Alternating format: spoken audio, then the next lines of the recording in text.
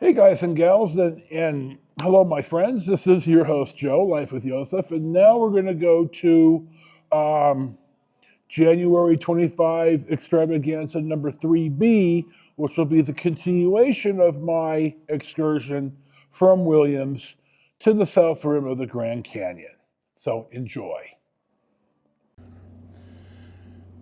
Well, it's about 10 to 4. And I think they're going to let us on a little after 4. I think the boarding is at 4:10 and they're leaving at 4:20. I think they open up at 4. So I got about 10 minutes. Notice there's no benches on this side of the platform. I'm sitting at a picnic table, but all the benches at the station are full of people. So, here's somebody not really paying attention. You need to have more benches at the train station for your older clientele who probably need to sit down a little bit more often. I'm going to tack in here what the Flintstones say about the Grand Canyon. Our tour guide, played this on our cell phone for us. I thought it was pretty funny. Boy, the Grand Canyon. That's one of nature's wonders. Let's take a look. So that's the Grand Canyon, huh? That's it. Well, doesn't look like much to me. Not now, but they expect it to be a big thing someday. Hey there, guys and gals. I'm back at the station in Williams. I filmed some of my observations still at the Grand Canyon, and I wasn't too sure I was gonna like the finished product. So I'm gonna go over all of it right here. So we're gonna talk about the costs and the value, and if I do it again. First off, I had to wait until I got back because I have T-Mobile and it does not work anywhere outside of Williams to the South Rim, at the South Rim, and back into town. So I wasn't able to get any of the information that I needed until I got back here into town. So I'm going to do all this now and not have the money conversation be so convoluted. Let's talk about the train ticket availability. There are 5 levels of accommodations. Now, the first one is the coach. It's $90 round trip for an adult, and that's pretty much like a school bus bench. And you get no snackies or nothing. It's just a seat on a school bus bench. The first class, and that's what I chose, has reclining upholstered seats, which are again 2 seats on one side, and you get snackies in the morning on the way up. They had coffee and they had soda and they had some pastries, and then on the way back they had a coffee and they had sodas and they had like a meat and cheese on a little tray, and they had like a vegetable platter. And it wasn't for you to fill up, it was just for you to kind of dull some of the edge. And I partaked of both of that and drank about 6 or 7 Diet Coke. So for me, I did the first class and I was really happy with it. It was $170. Now, the dome car is the first class accommodations, but you're in the dome, so you get 360-degree view. Now, those of you who've ridden or seen Amtrak, they have an observation car, but they don't charge you anymore for it. But the Grand Canyon Railway does. So if you want to sit in the dome, it's going to cost you an extra $30 round trip for an adult. I chose not to do this. Now, if you were bringing a romantic interest and this is what you were going to do, I'd really consider it. But for myself, I knew I'd be asleep for an hour each way. But if you're bringing somebody that you're sweet on, this may be a viable option. Now, the luxury dome and the luxury parlor were $240 round trip, and they have a little bit more alcohol choice. The first class in the dome, they're in the same car. And they had a bar. I mean, I heard a bunch of people ordering mimosas and double Bloody Marys this morning. So you have to pay for the alcohol, but the soft drinks and the coffee you don't. But the luxury dome and the parlor especially is the old style luxury train travel. And train travel was the way, excuse me, the way to go. So that's and they have like a wine spritzer and stuff like that. And I don't drink, so all that is just wasted on me. So my choice was first class for 169.99 or 95, and it was worth it. Now, when we got there, and as you saw, I got right off the train and right onto the tour bus. Now, there's two tour bus choices. They're both 2.5 hour tours, and they're roughly the same tour. They take you to three seating spots. The tour guide slash driver talks and tells about stuff, and I enjoyed it. So the difference really is the tour is 47.50. Now, if you want lunch, the buffet lunch, which I went ahead and did, and you saw that was an extra $20. So it was 67.50 with the lunch. Um, if I was going to do this again, I'd go ahead and go with the lunch because I didn't get a whole lot of breakfast. I should have handled this better. What I should have done, there was a lot of people standing around for breakfast at the hotel this morning. And what I really should have done is I should have gotten up and gotten breakfast. So if y'all who may want to do this, my recommendation is you get up and have breakfast, and then you have little snackies in the car on the way up. Now, when we got back off the bus, I still had enough time, as you saw, to walk up the El Tovar and walk down to Bright Angel. And I did get to sit for a bit. I was exhausted. So the train ride back was fine. I put my head down. Now, they have the Outlaws train robbery. Well, we were an hour delayed this morning, so we were an hour behind on that because they do it at the same spot on the train tracks every time. And by the time we got there, it was almost damn near dark.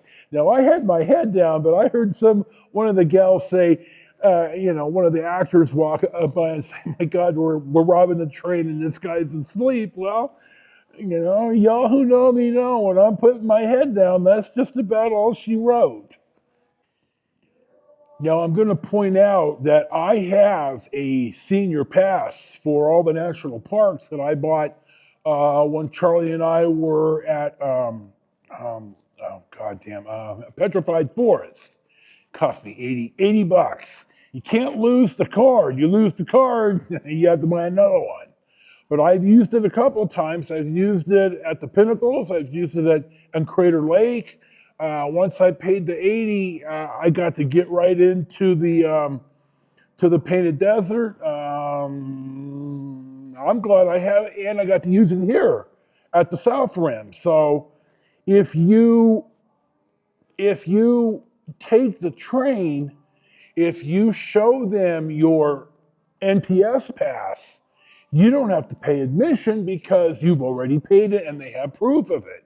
Now, if you don't have that, they're going to charge you $20 for the NPS admission fee. And that's just how it is. So don't think for a second that if you ride the train, you don't have to pay the admission. You know Uncle Sam, and you ought to know better than that. So my total cost for myself for one day was $255.16, which had me the first class seat up there, snackies, which I got to take a nap, 10 to that, the tour, and a little bit more time, and then I got to come home and take another nap, and here I am. I thought it was well worth my money, and let me tell you why. Now, I wasn't going to do this, and I thought, well, I drive up if I need to take a nap, I could do all that, but Charlie kind of said, it might not be a bad idea and something to do. And I went ahead and went with this, and he's right. If you're if you're in a position like I am, where you're not as spry as you used to be, and this may be the answer. If you're just going to go up for the day, you hit a couple of the highlights. You got a little bit of time to take a little bit more film, and then you come back in the same day, and yeah, I think it's great. Um, so I would definitely consider recommending this again. Now, they do offer, in conjunction with Xanterra, lodging where you can go up on the train and you could stay for a day or two or three and then come back on the train.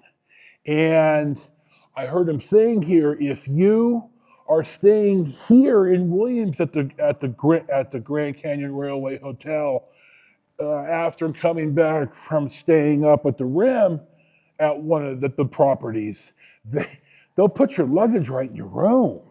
I mean, you don't have to hump nothing; it's going to be there.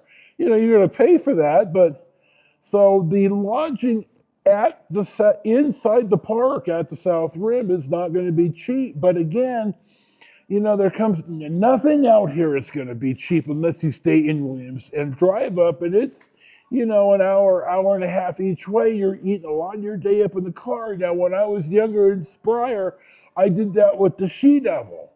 And then when the plaintiff and I were here, or at the canyon, we were in the RV for a week. It worked out really well. But now, now it's just me, and I'm not as well as I used to be. And also, if you just want it more leisurely, everything's kind of sort of taken care of.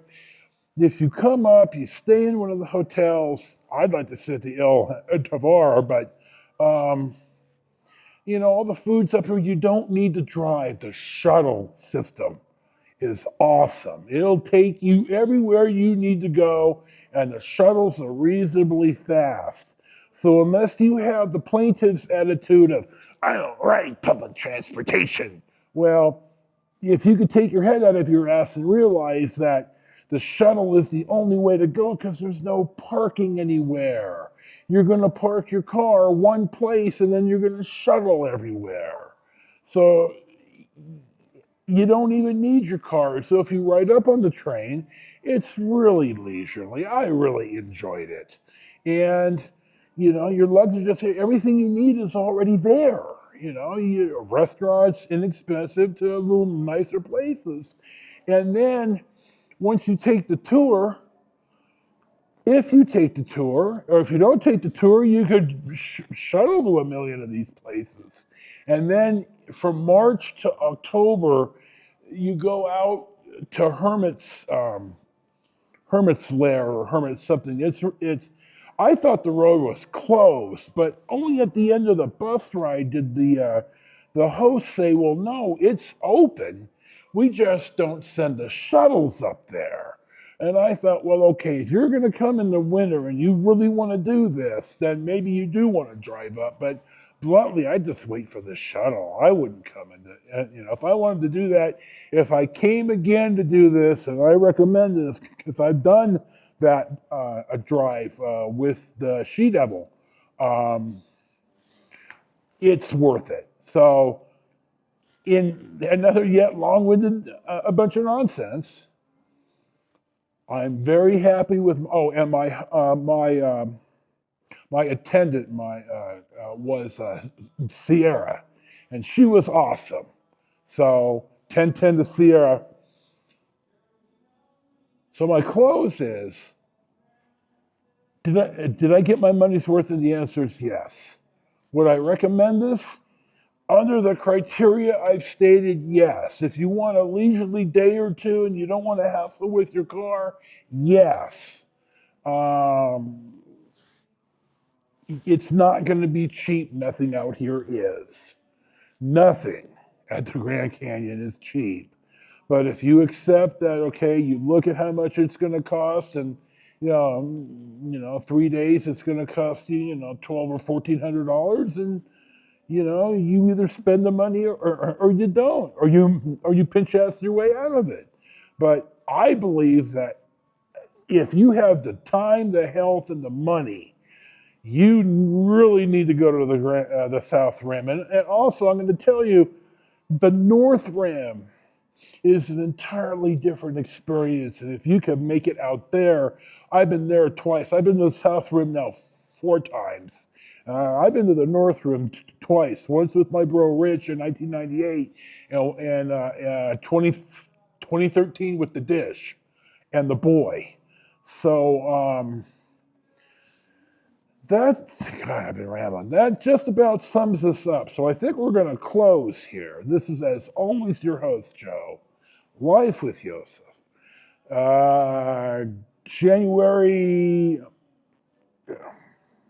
January 25, Extravaganza number 3, my day excursion to the South Rim of the Grand Canyon. It was awesome. I highly recommend it. Enjoy your day. Peace be with you. And we'll see you for the next one.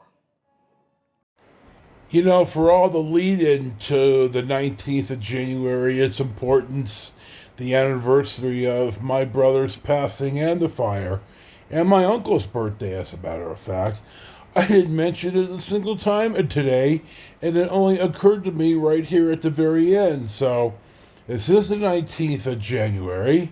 This is the anniversary of my brother Kurt's passing. This is the 4-year anniversary of the fire. And on an up note, it's my uncle's birthday, who I love very much. He's a good man. He's good people. So with that, now this is Joe, your host, Life with Yosef. Enjoy your day. Peace be with you. Thank you for watching and subscribing. And we'll see you for the next one.